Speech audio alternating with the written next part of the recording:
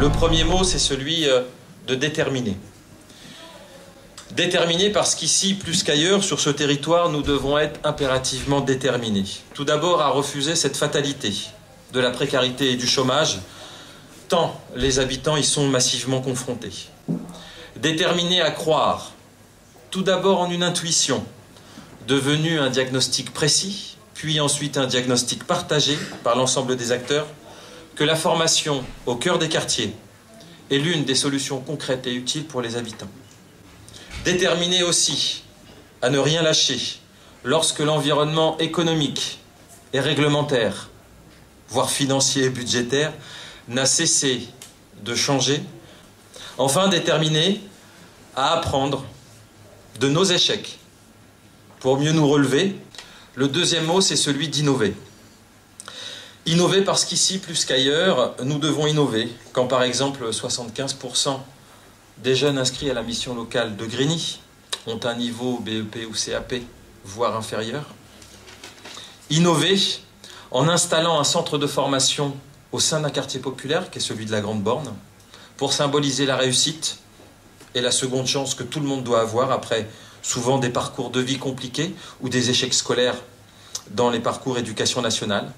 Innover en choisissant délibérément la rigueur d'une gestion sous une forme d'une société d'économie mixte.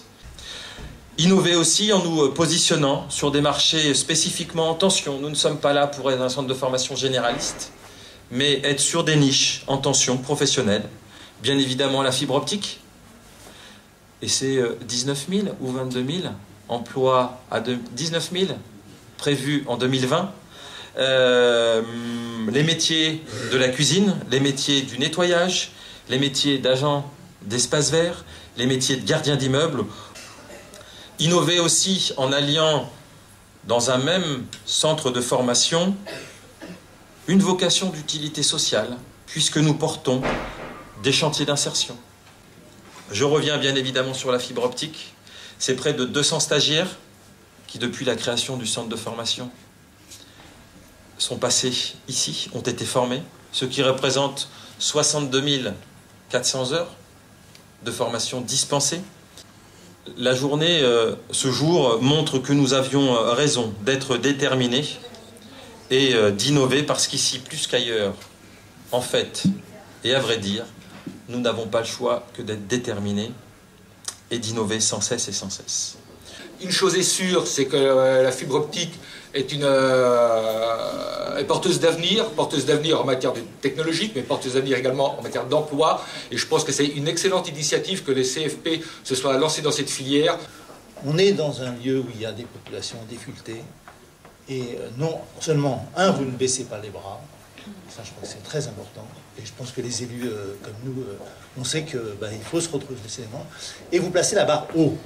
Et moi, tout le discours que je tiens au nom du Conseil général dans le champ de l'insertion et des communes sociales et solidaires, c'est de dire qu'on n'est pas dans des sous-produits, on n'est pas dans de la sous-économie, il faut viser haut. La technologie sans lien avec les gens qui peuvent la faire, c'est pas très intéressant. Donc, bravo ici de faire à la fois l'humain et l'innovation technologique. Je veux saluer la dimension sociale de ce que vous faites ici, mais aussi la dimension économique, puisque, vous l'avez dit, vous avez salué la présence de représentants d'entreprises. Et moi, je n'oppose pas le monde, la sphère publique, enfin les pouvoirs publics et le monde de l'entreprise. On est bien là dans un projet politique, dans un projet social qui vise à émanciper la population du territoire. On sent qu'au-delà de répondre aux besoins des entreprises, etc., il y a une aventure humaine au travers de ce CFP des Lacs d'Essonne auquel on n'est pas insensible. Et on sent qu'il y a une dynamique. Alors, il y a Saïd, il y a l'ensemble des équipes qui entourent M. Ivanez, autour de vous, Monsieur le maire. Et c'est une équipe qui est chaleureuse, qui est dynamique, qui se remet en cause, qui écoute ce qu'on lui dit et qui du coup a permis à ce CFP, en tout cas dans ses moyens techniques, le plateau technique, d'évoluer par rapport aux premières recommandations que nous lui avions faites et aujourd'hui d'être un centre de formation pleinement opérationnel. Je voudrais demander à mes collègues Laurence Weisenbacher et Didier de venir à mes côtés pour qu'on puisse, parce que c'est une démarche collective, pour qu'on vous remette ce centre de référencement et ça nous fait très plaisir. Merci.